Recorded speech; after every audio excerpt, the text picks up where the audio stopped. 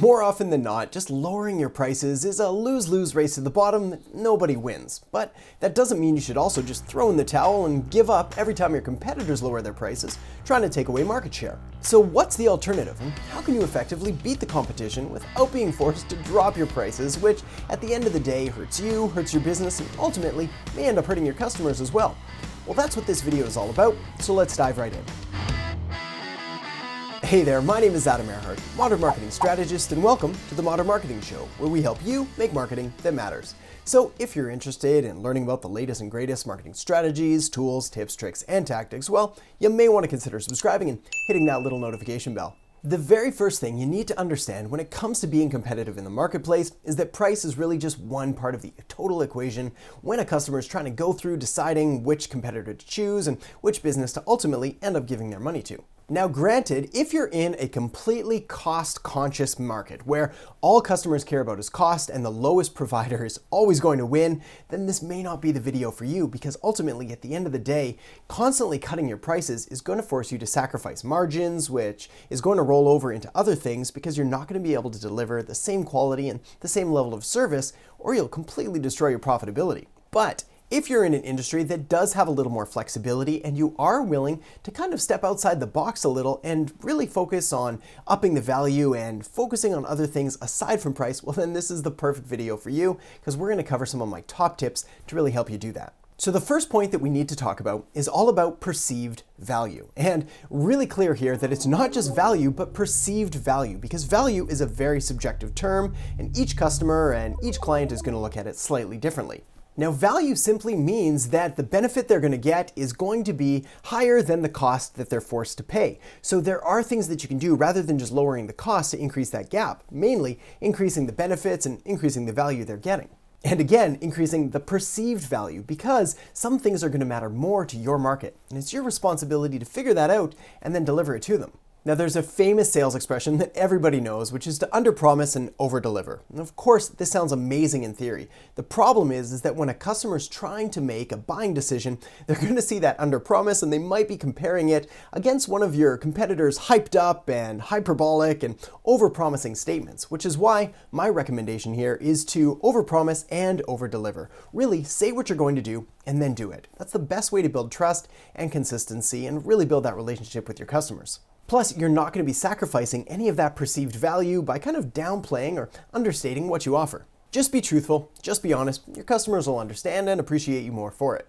The next point is to do what matters and only what matters, and sacrifice everything else that's irrelevant or totally not important to your ideal customers. Now, we touched on this a little bit in the previous point, with value being subjective, meaning different things are going to matter differently to different customers. So it's your job and your responsibility to go out there and really understand your ideal customers, what matters to them and what really doesn't matter. So maybe you can do less of that and do more of the stuff that they actually care about. Now, there's a number of ways to get this kind of insight and intel on your customer. You can run a survey, you can have customer appreciation nights, you can call them up directly. Really, you could just have a conversation and figure out what's important to them and what they really like about your business and what they wish you may be able to do a little better. The importance of this really can't be understated, because there's nothing worse than dumping a ton of time and money and energy into building a new product feature or benefit of your service that your customers don't even care about. Likewise, there's nothing worse than taking away something they actually did care about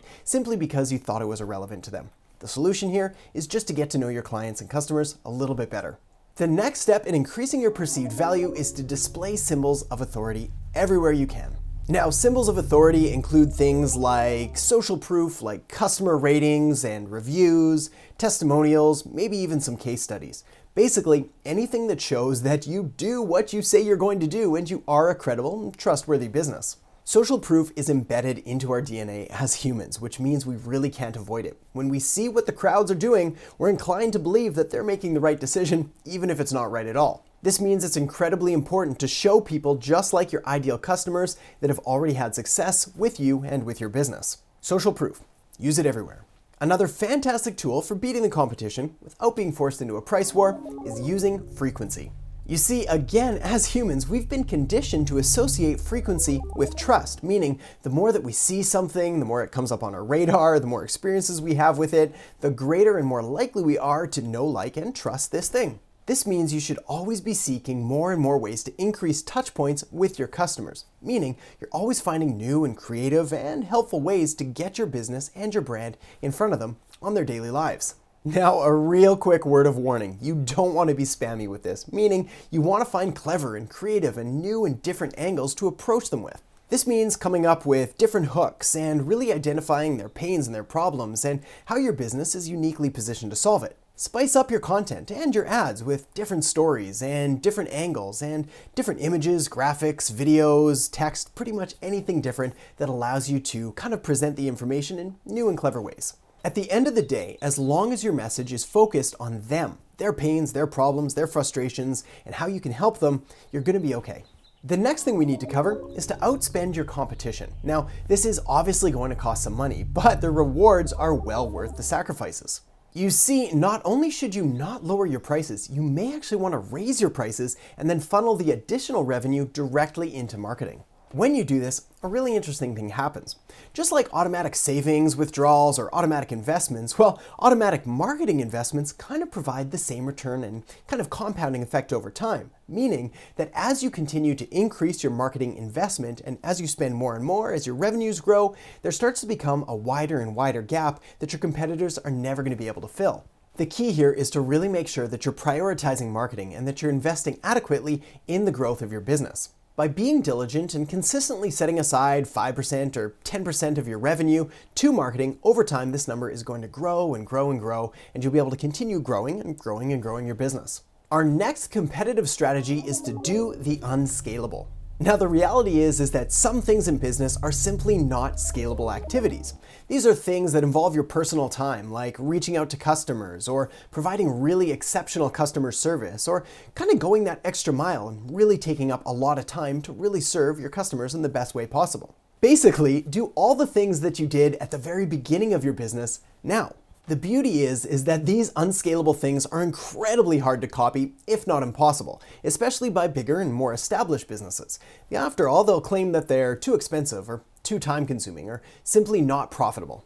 And the beauty is that those things are all really true, but to have the things that others don't have, you must be willing to do the things that others aren't willing to do. And this includes unscalable activities from time to time. Now, a quick warning, I'm definitely not saying to build your entire marketing campaign around unscalable activities. After all, they're unscalable. But that doesn't mean you should inject them into the business from time to time, especially if you're trying to gain that competitive edge. Alright, so my final tip here is to take a look at the video below, which is going to help you avoid the low price monster. Give you some marketing pricing strategies that you can use in your business. Alright, so thanks so much for watching. I hope you enjoyed the video. If so, make sure to give it a thumbs up, subscribe to the channel, and say hello in the comment section below. And for more great marketing strategies, tools, tips, tricks, and tactics, make sure to head over to AdamErhart.com. Alright, so thanks so much for watching. I'll catch you next time on The Modern Marketing Show.